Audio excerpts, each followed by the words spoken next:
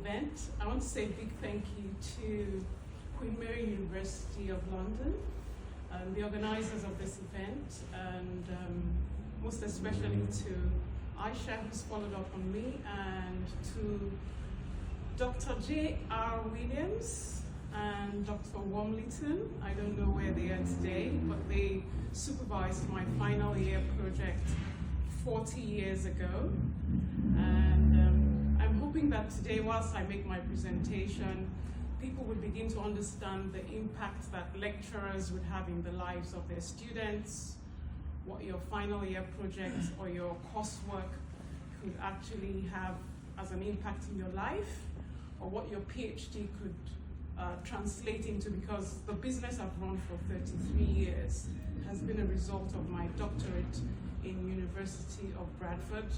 And my doctorate in University of Bradford was part of what I had done in my final year project in Queen Mary University of London. So it all adds up. That's the point I'm trying to make. So I'll be talking about artificial intelligence, innovation, and the future of impact. And I'll be focusing on energy security and digital transformation, which is basically quite a lot of what we do at my company. I won't bore you with the outline. I'd introduce Lonadek Global Services. It's an engineering technology, asset performance improvement, and information management solutions company. Established in 1991, we've exposed over 100,000 STEM talents to careers in the energy, power, infrastructure, manufacturing, oil and gas industries. Some of our clients are Shell, Chevron, ExxonMobil, Halliburton, Baker Hughes, General Electric, Agip, Total Energies, some independent and some marginal field asset owners. We're very, very focused on aligning people, technology, engineering solutions, and services to improve society. We've been involved in a lot of capacity, capability, and competence development. And basically, entrepreneurship is identifying problems, issues, challenges, and pain points in your immediate environment, in your community, in your society, and trying to see how your knowledge, your skills, your good practice can address those problems you've identified and translate them into created value or added value. And these are where the projects, initiatives, and the enterprises evolve from. So we've done quite a lot around asset data optimization, engineering technology, and this has been applied knowledge. So it doesn't really matter where the knowledge came from. No knowledge is ever wasted. Because as an engineer, and I'm an engineer, civil and structural engineer, I tend to connect dots, and when problems jump at me, when I'm dissatisfied with something, I kind of reflect on how can I make this better, how can I create value, or how can I add value to what I'm confronted with. And this is the mindset that I would like to encourage everyone in the room to have. So whether it's your projects, coursework, theses, what have you, you could actually make something of it. So I'm very pleased that my PhD thesis didn't end up on the shelf somewhere. I actually converted it into a business that has employed over 100 people and empowered over 100,000 of people over the years. Partnership is very important in whatever we do. So partnerships, strategic alliances, joint ventures, consortia efforts, collaborating with your teammates, your course mates, interdisciplinary collaboration. So when you go out for a drink with some friends, and maybe you're an engineer, and you're in the room with a lawyer from Queen Mary, or you're with somebody from a different department, you can cross-fertilize ideas. And you could actually start a business while in university, because that's where the least risk is. Because when you graduated and you're looking for a job, you don't really want to step out and have no money coming in for so long. So take the risks whilst you're in university, and perhaps your thesis or what have you could translate into opportunities. Data is so important. A lot of research is being done. With the internet, there's quantitative and qualitative data.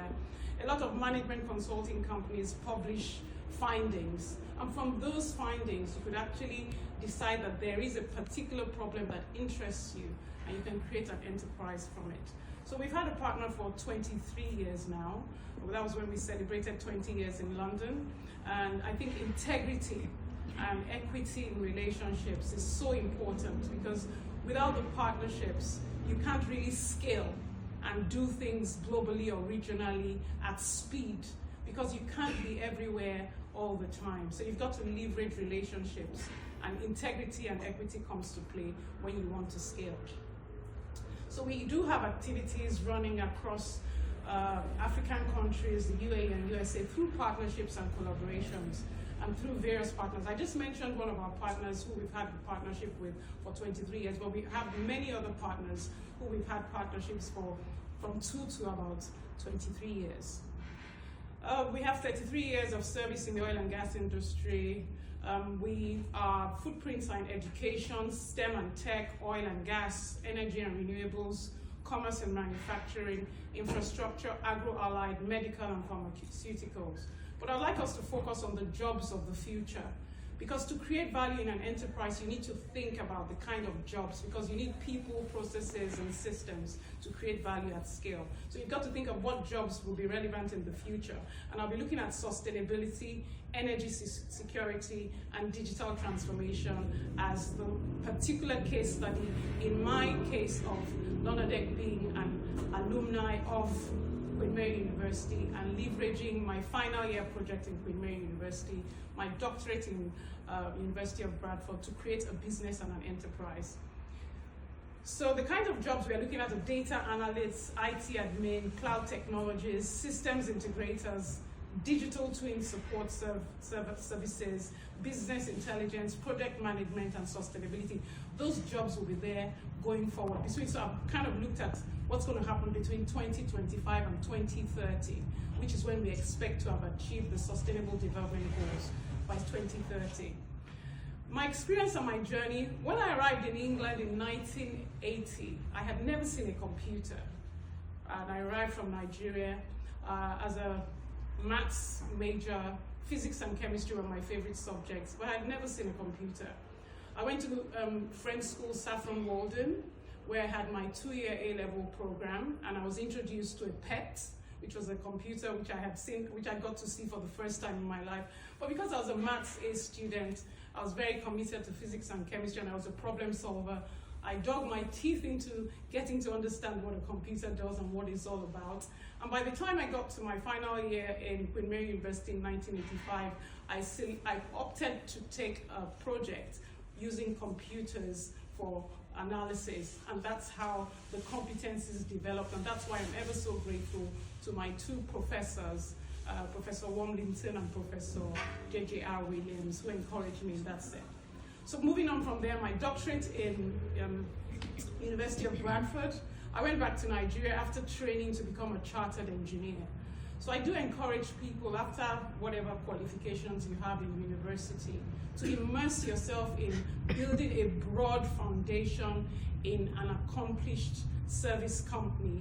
So whether it's an international oil company, or an independent company, a service provider, or an asset owner, or a product developer, it's good to be in a structured environment where you learn. So I trained to become chartered, 18 months in the design office, 18 months on site, and I really decided then that site work was not for me. I was going to apply the technology from my PhD and create an enterprise.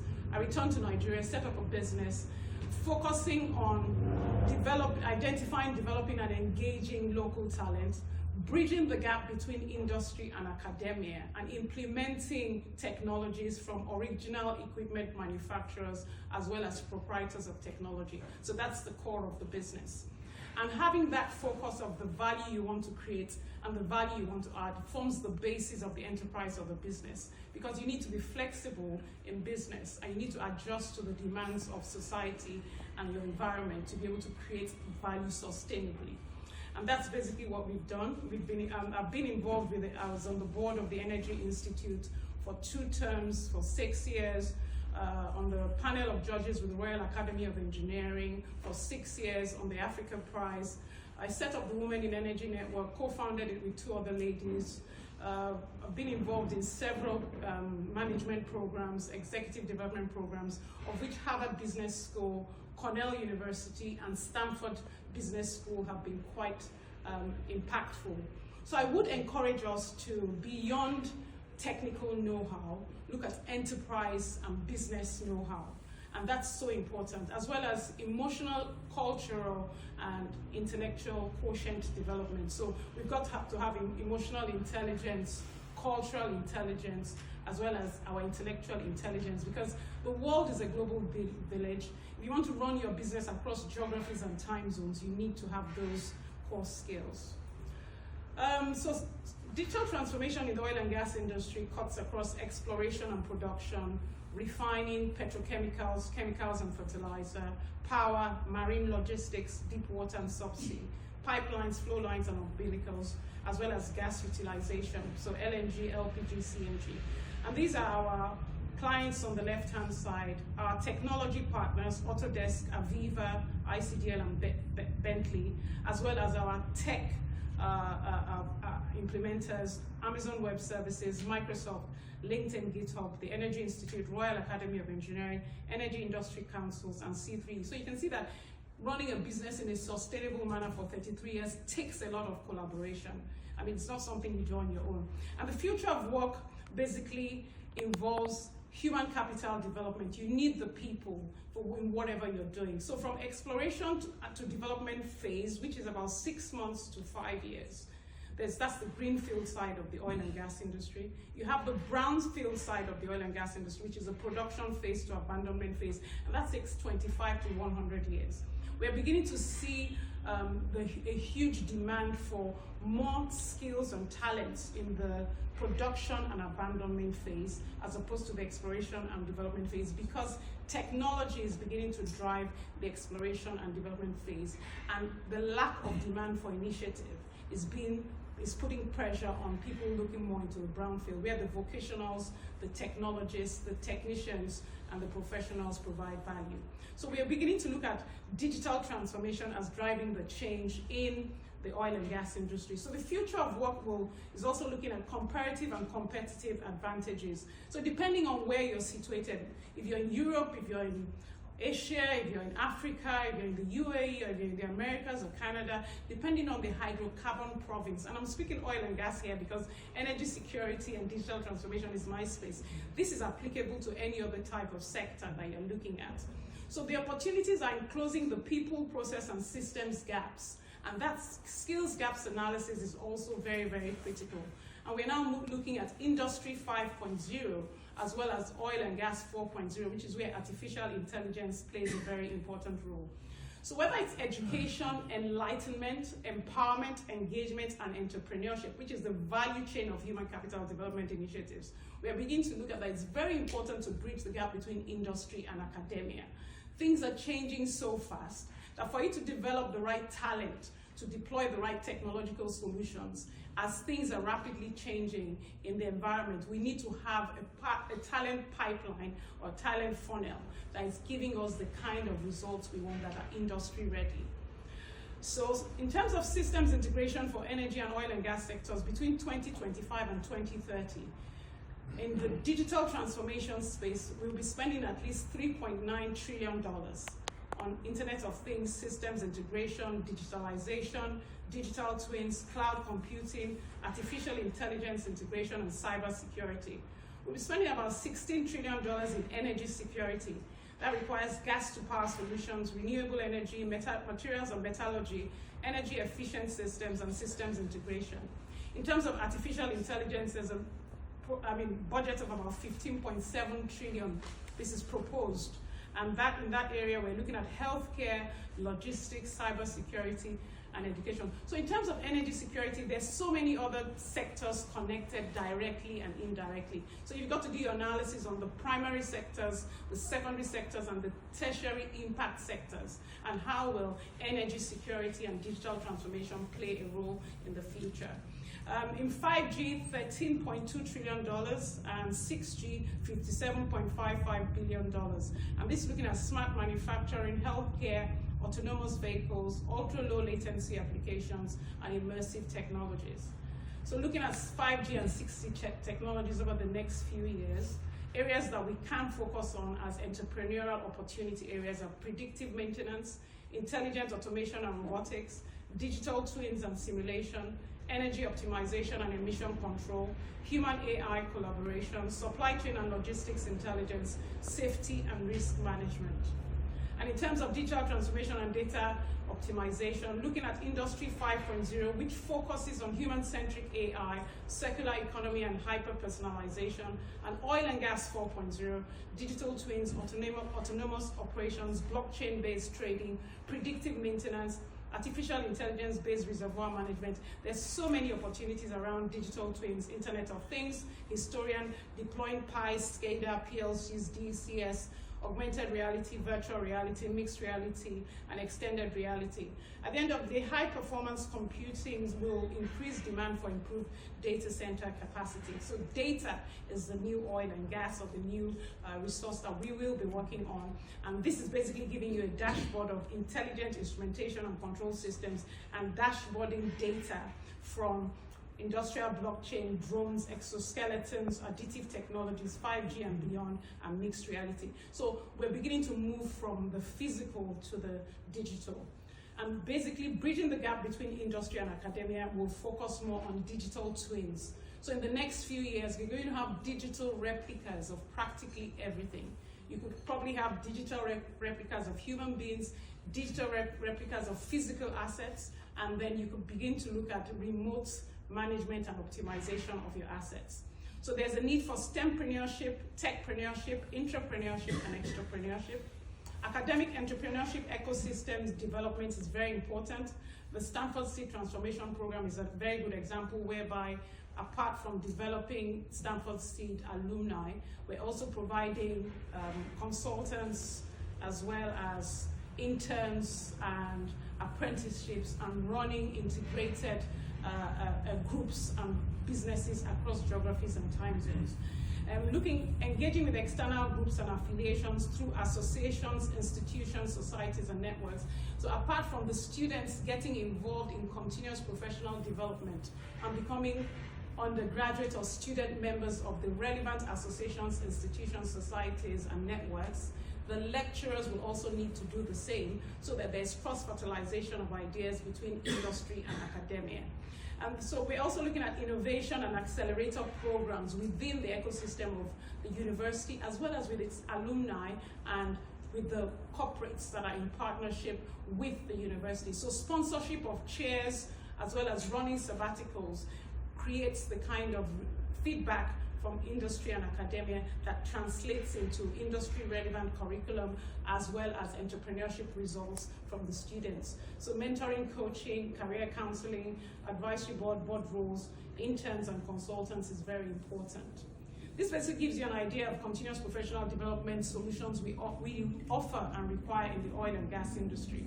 So for every type of category of activity in any industry, in oil and gas, for example, we have subsurface drilling, engineering, procurement, fabrication, construction, project management, logistics, operations, and maintenance. There are relevant associations, institutions, societies, and networks for each of those activity areas. It's very important that the students and the lecturers, as well as industry specialists and professionals and vocationals, tie in through those networks to create value simultaneously.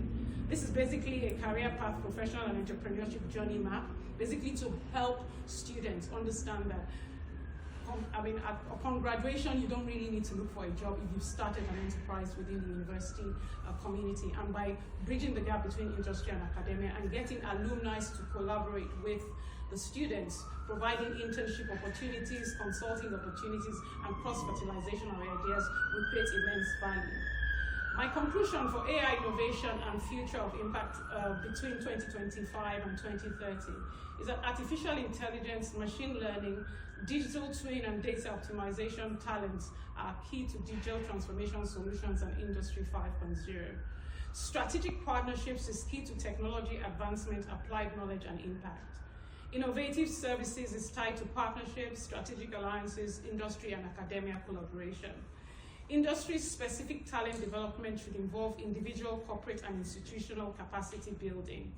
Finally, MSc, MPhil, and PhD projects or dissertation should aim for entrepreneurship and value creation. Enterprise development requires interdepartmental and industry-academia collaboration, more consultancy engagements, sabbaticals, internships, peer learnings, global webinars, exchange programs, online platform interaction will add a lot of value.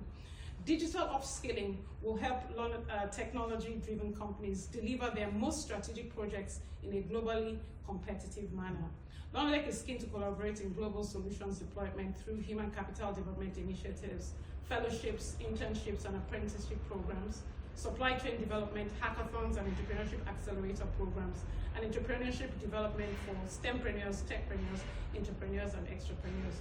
And basically, this is one of our corporate social responsibility in digital transformation, and some of the case studies of work we've done with Amazon Web Services, Microsoft, Chevron, ExxonMobil, Total, GIZ Global, Power Africa, Royal Academy of Engineering, Energy Institute, Power Africa, Chevron, and other activities. On this note, I'd like to say a big thank you to everyone who's made this possible for me, encouraged me through my journey of being a female engineer in a highly technologized oil and gas industry, male-dominated sector. It's been a journey, but without my family, friends, colleagues, and encouragers, I wouldn't be here. I want to say a big thank you to everybody who's made it possible. Thank you so much.